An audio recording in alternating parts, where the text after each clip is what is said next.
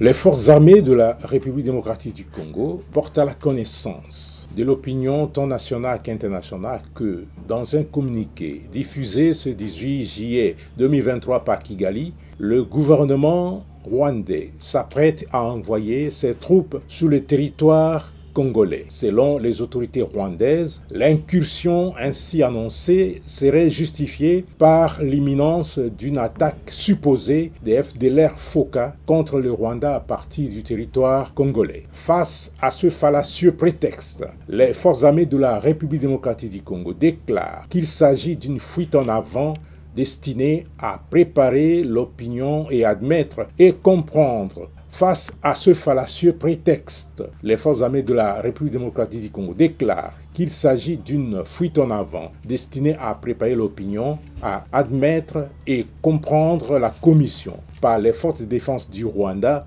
d'autres crimes crapuleux et actes de violence ignobles pour pérenniser mort et désolation ainsi que l'insécurité et la terreur dans la population congolaise. En effet, les forces armées de la République démocratique du Congo tiennent à préciser que déjà actives dans plusieurs localités des territoires de Masisi, Nyiragongo et Rutshuru, en République démocratique du Congo, les forces de défense du Rwanda veulent, par ce communiqué, officialiser leur présence sur le sol congolais afin de cacher et effacer de la mémoire collective tous les crimes, massacres et autres atrocités déjà commis à Kishiché, Kalake et le 16 juillet dernier à Bukombo dans le territoire de Rutshuru où ces terroristes ont fauché la vie à une vingtaine de paisibles Congolais. À ce propos, les forces armées de la République démocratique du Congo, qui condamnent avec véhémence cette duplicité et cette ruse